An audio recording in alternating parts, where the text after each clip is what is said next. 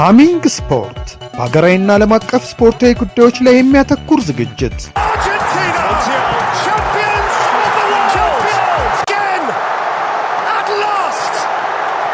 በሃሚንግ ስፖርት የስፖርት ዜናዎች፣ በተመረጡ ርዕሶች ላይ ውይይት፣ የእንግዳ ዝግጅት፣ የስፖርተኞች ግለ ታሪክና የሴቶችን እግር ኳስ በልዩ ሁኔታ ይዳስሳል።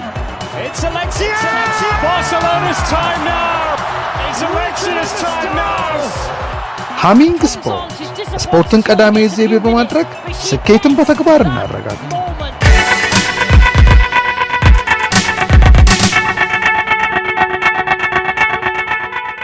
ሰላም አድማጮቻችን፣ ይሄ የሃሚንግ ስፖርት የህዳር 30 2018 ስፖርታዊ መረጃዎች የሚቀርቡበት ነው። በ15ኛው ሳምንት የእንግሊዝ ፕሪሚየር ሊግ ከሜዳው ውጪ ከወልቭስ የተጫወተው ማንቸስተር ዩናይትድ ወደ 6ኛ ደረጃ ከፍ ያለበትን ውጤት አስመዝግቧል። ወልቭስን 4-1 በማሸነፍ በሙኒሊክስ በተደረገው ጨዋታ ብሩኖ ፈርናንዴዝ በጨዋታና በፍጹም ቅጣት ምት 2 ግቦችን ሲያስቆጥር ብሪያን ሚቦሞ እና ሜሰን ማውንት ቀሪዎቹን ግቦች አስገኝተዋል።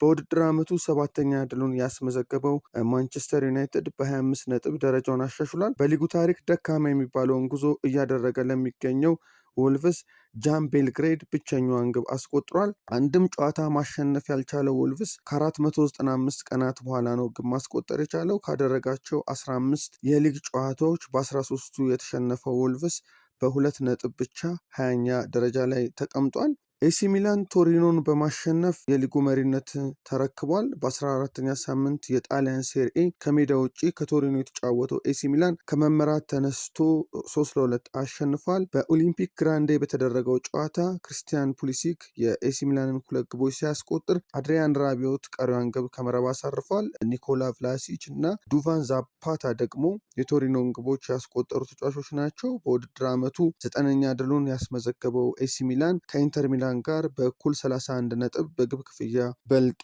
ሊጉን እየመራም ይገኛል። የኤፍኤ ካፕ ዋንጫ 3ኛ ዙር ድልድል ይፋ ተደርጓል። የ2025-26 የውድድር ዓመት የኤፍኤ ዋንጫ 3ኛ ዙር ድልድል ይፋ ሲደረግ ቶትናም ሆትስፐር ከአስቶን ቪላ ተገናኝቷል። እነዚህ 2 ክለቦች በሌላ ድልድል ደግሞ ማንቸስተር ዩናይትድ ከብራይተን ኤንድ ሆቭ አልቢዮን ጨዋታውን ያደርጋል። ፖርትስማውስ ከአርሰናል፣ ሊቨርፑል ከባርንስ ላይ፣ ኤቨርተን ከሰንደርላንድ፣ ማንቸስተር ሲቲ ከኤክስተር ሲቲ፣ ዌስትሃም ዩናይትድ ከኪፒአር እና ቻርልተን አትሌቲክ ከቼልሲ ሌሎች ድልድሎች ናቸው። ወደ አፍሪካ ዋንጫን ወደ ተመለከተ መረጃ ስናልፍ አሳድ የሞሮኮ የአፍሪካ ዋንጫ የአፍሪካ እግር ኳስ ኮንፌዴሬሽን ካፍ እና የውድድሩ አዘጋጅ ኮሚቴ ከ13 ቀናት በኋላ ለሚጀመረው የአፍሪካ ዋንጫ ምልክት ይሆናል ያሉትን ተምሳሌታዊ አሻንጉሊት ይፋ አድርገዋል።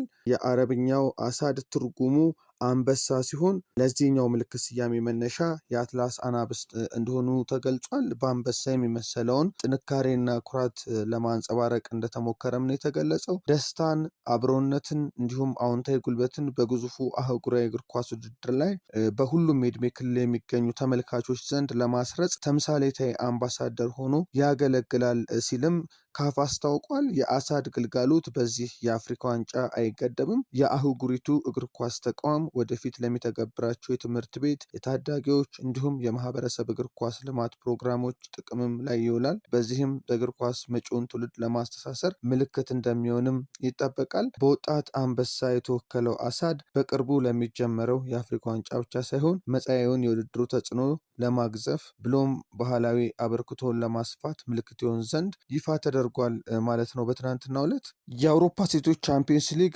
የማክሰኞና የረቡዕ ጨዋታዎች መርሃ ግብሮችን በመጨረሻም በሃሚንግ ስፖርት እንጠቁማችሁ። ሴንት ፖሊተን ከጁቬንቱስ፣ አርሰናል ትዌንቴ፣ ፔዤ ከኦሆሌቨን፣ ሪያል ማድሪድ ከወልፍስበርግ፣ ባርሴሎና ከቤኔፊካ፣ ቫላሬንጋ ከፓሪስ ፉትቦል ክለብ ጋር እንደዚሁም ደግሞ ቼልሲ ከሮማ፣ ማንቸስተር ዩናይትድ ከኦል ሊዮኔስ እንደዚሁም አትሌቲኮ ማድሪድ ከባየር ሙኒክ የሚያደርጉት ጨዋታ የሚጠበቅ ነው። የእነዚህን ውጤቶች እንግዲህ ከጨዋታው በኋላ የምናደርስ ነው የሚሆነው። በወንዶችም የአውሮፓ ቻምፒዮንስ ሊግ ጨዋታዎችም እንደዚሁ ማክሰኞና ረቡዕ ይከናወናሉ። ወደ በኋላ ላይ ደግሞ የእነዚህን መርሃ ግብሮች በሃሚንግ ስፖርት የምንጠቁም ይሆናል። የሃሚንግ ስፖርት የማክሰኞ ህዳር 30 2018 አጫጭር ስፖርታዊ መረጃዎች ይህንን ይመስላሉ።